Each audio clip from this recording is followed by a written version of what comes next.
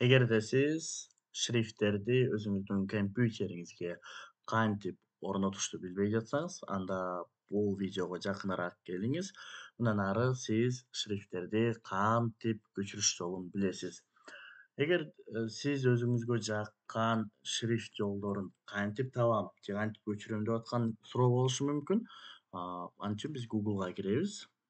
Ошол жака скачать шрифти деп жазсаңыздар, шрифти деп жазсаңыздар, бул жака шрифттер чыгат. Кыргызча, французча, англисче, кытайча бардык шрифттерди өзүңүздөр көчүрүп алсаңыздар болот. Каалаган сервис аркылуу көчүрсөңүздөр болот. Онлайндыкы, Офонттуку, Фонтестердики ар түрдүү жолу бар. Мисалы үчүн өзүңүздөрдү мындай чыгарып турат бул жак үлгү менен сиздер көчүрүп алганга толук мүмкүнчүлүгүңүздөр бар. Кандай шрифттер жага турган болсо, сиздер өзүңүздөргө көчүрүп аласыздар. Мага могу 2 шрифт жагып атат, көрүп атасыздар. Ушул 2 шрифт жакты мен кантип көчүрүп аламын деген суроо болушу мүмкүн. Ал үчүн могу мисалы үчүн Florida VBS дейт. Florida VBS деген сайттын үстүн басабыз.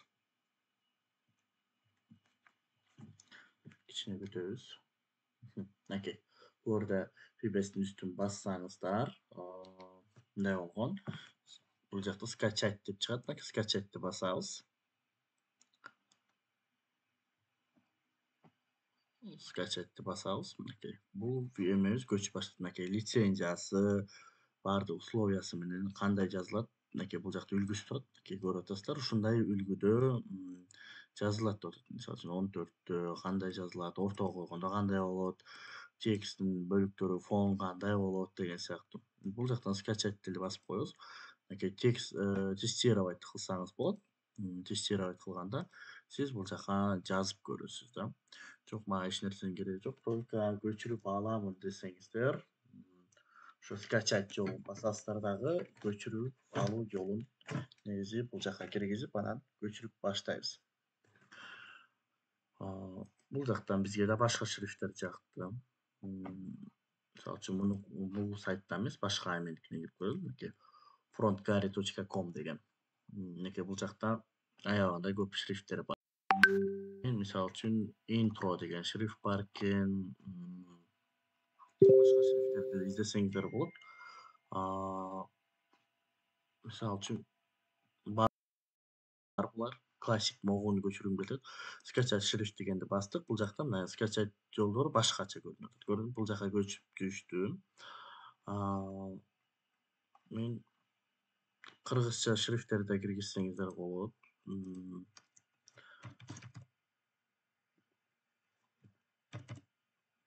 Кыргызком деп издесеңиздер, бул жакта кыргызча шрифттер чыгат. Салымбеков университети жасап чыгыптыр муну. Окей. Үйлөрдү скачать кылсаңыз болот. Мындай кылып. Окей. Телекомпьютер дегенди басабыз. Бул жака көчүп атат, көрүп атасыздар. Салымбеков университети муну иштеп чыгыптыр. Дизель форумун иштеп чыккан бөлүктөрдү карасак, бул жакта бөлүгүн камтып берип атат фронтенд менен. Бирок мага бул кереги жок десеңиз, ушундай кылып каалаган шрифтти көчүрүп аласыз. Эми кантип табабыз? Этот компьютер, мой компьютер деген бөлүктөр бар.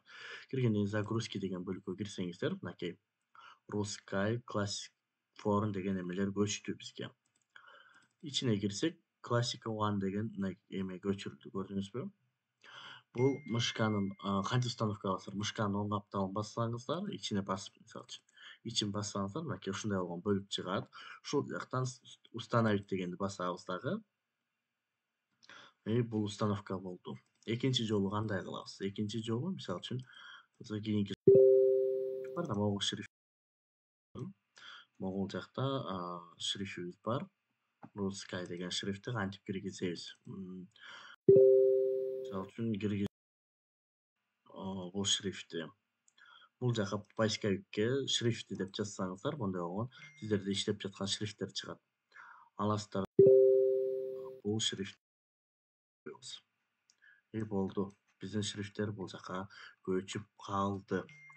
бардыгыңыздар ушул шрифттерди колдонуп жазып көрсөңүздөр болот. Мисалы үчүн, биздин шрифт бул могу каякта Classic One деген шрифтибизди установка болгонун кантип билсек болот. Ошо шрифти деп жазган папкада ошол Classic One деп мынакей бул жака шрифти деп издебедик белек. Ошонун могул жака поисковигине англисче ошол атын жазышыбыз керек. Classica One деген мынакей могул шрифтибиз көчкөн. Бул шрифтибиз мынакей ушундай болгон бөлүктөр көчүп установка болду. Значит, биз эмне кыла алат экенбиз? Бул шрифттерди эң оңой көчүрүп алуу жолдору болду. Мындан ары сиз билесиз бул видеону көргөндөн кийин шрифтти кантип оңой көчүрүп алыш керек экен. Видео жаккан болсо лайк басып, комментарий жазып, биздин каналга каттала кетиңиздер. Суроолоруңуздар болсо комментарийге жазып коюңуздар. Биз ал проблемаларыңыздарды чечкенге жардам беребиз. Сак саламатта туруңуздар.